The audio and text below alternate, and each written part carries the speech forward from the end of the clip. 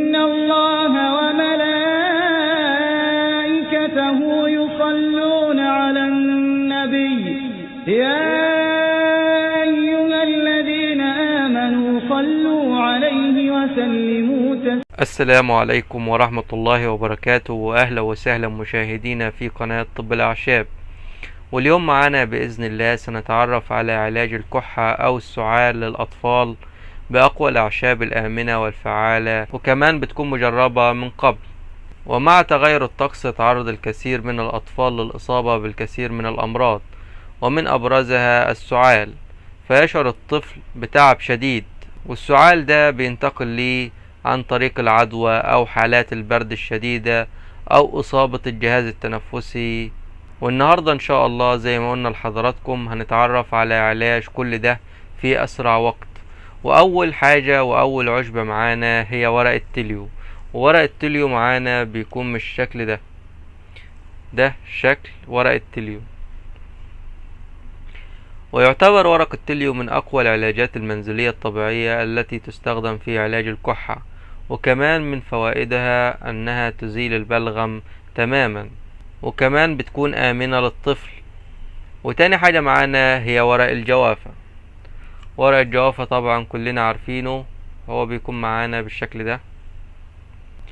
وطبعا ورق الجوافة من أفضل العلاجات للكحة أو السعال.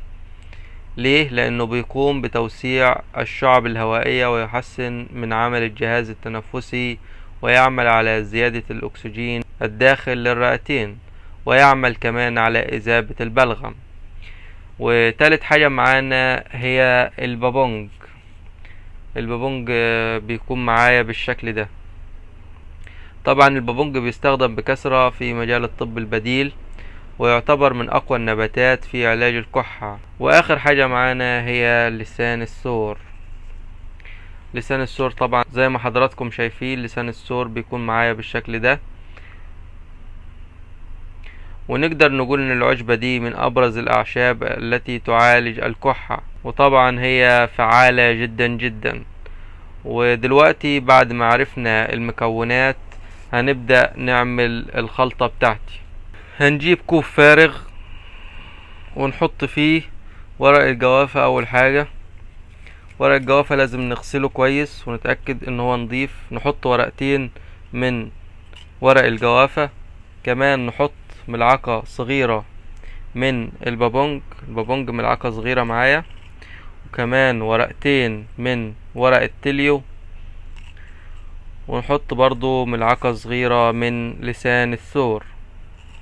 يبقى المكونات بتاعتي ورقتين ورق جوافة مع ورقتين من ورق التليو، ونص ملعقة صغيرة من البابونج، ونص ملعقة صغيرة من لسان الثور.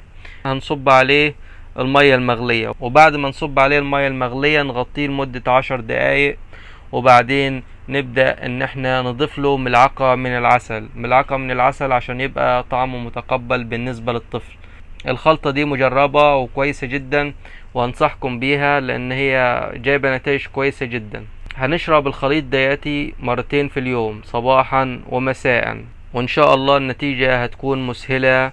كمان بننصح بدهن صدر الطفل بزيت السمسم، والقيام بتغطيته جيدا حتى يتعرق ويتم الشفاء السريع. وبكده بنكون وصلنا لنهاية الحلقة.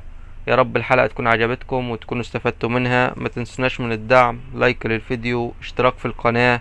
وفي الأخير أقول قولي هذا وأستغفر الله لي ولكم، والسلام عليكم ورحمة الله وبركاته.